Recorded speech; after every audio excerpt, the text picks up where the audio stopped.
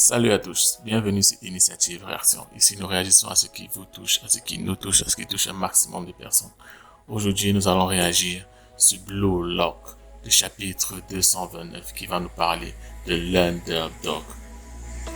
En fait, il faut d'abord commencer par comprendre. Ce chapitre essaie de nous présenter deux situations.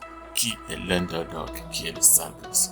Le sale gosse, c'est celui qui rêve et qui continue de rêver. Quel que soit ce qui lui arrive, il continue de mettre son rêve en avant tout. Il vit à fond sa vie. L'underdog, c'est le gars pragmatique, c'est le gars rationnel qui analyse les situations de façon froide et est capable de déterminer si le chemin qu'il a pris est le bon ou le mauvais. Souvent, il est même à mesure de faire demi-tour pour recommencer à zéro et oublier son rêve. Ce chapitre nous présente donc deux personnes, l'underdog et le sale gosse. Commençons par le sale gosse. Le sale gosse ici, c'est Mick, le pote de Stacy. En fait, Mick a vécu sa vie en fond.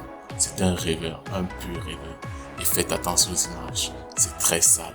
Le gars a fini comme la plupart des rêveurs, qui ne veulent pas mettre l'effort associé au rêve. Il a fini mal, il a fini très sale. Quelles que soient ses idées, quelles que soient ses croyances, alors là, si tu ne travailles pas, si tu ne bosses pas, ça finit sale. Il a vécu sexe, drogue, femme, alcool et forcément, ça finit toujours mal.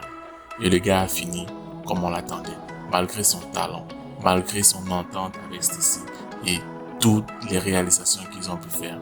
Je suis désolé les gars, si vous ne travaillez pas, si vous ne bossez pas, si vous ne mettez pas de l'effort dans tout ce que vous faites, ça finit toujours mal. De l'autre côté, on a l'underdog.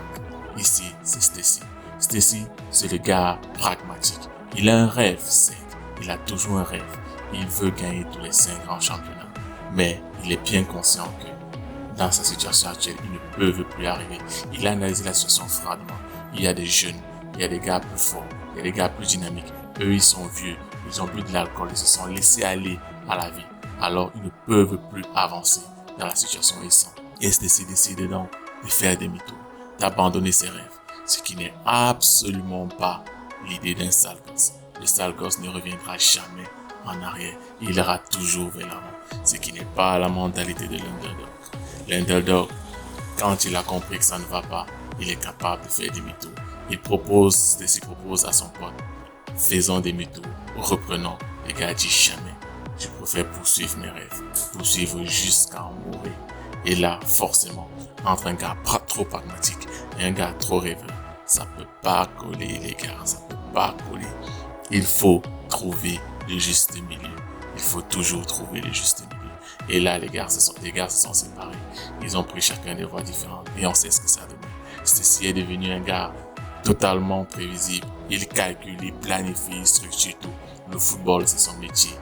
Et de l'autre côté, Mick, comme on le voit sur l'image, c'est sale. Il a fini là où tous ceux qui ne travaillent pas, tous ceux qui ne se donnent pas à fond dans leur boulot, finissent. Et enfin, le chapitre nous présente dans la troisième personne. Le gars du milieu, le gars qui sait ce que c'est qu'un underdog et ce que c'est qu'un rêveur. C'est Barrow Show.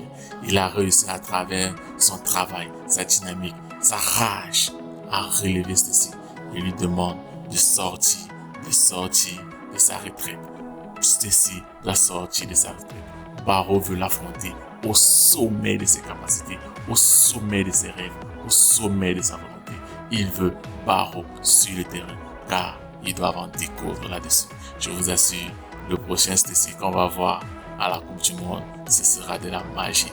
Il sera d'un tout autre niveau. Il va écraser la concurrence, car le Phoenix est de retour.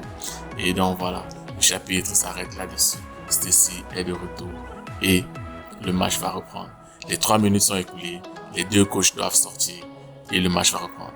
Isagi a bien intérêt à trouver une solution pour pouvoir arrêter Barrow parce que là maintenant, toute son équipe est chaud et la victoire à la prochaine équipe qui marque. Merci d'avoir regardé la vidéo. À plus.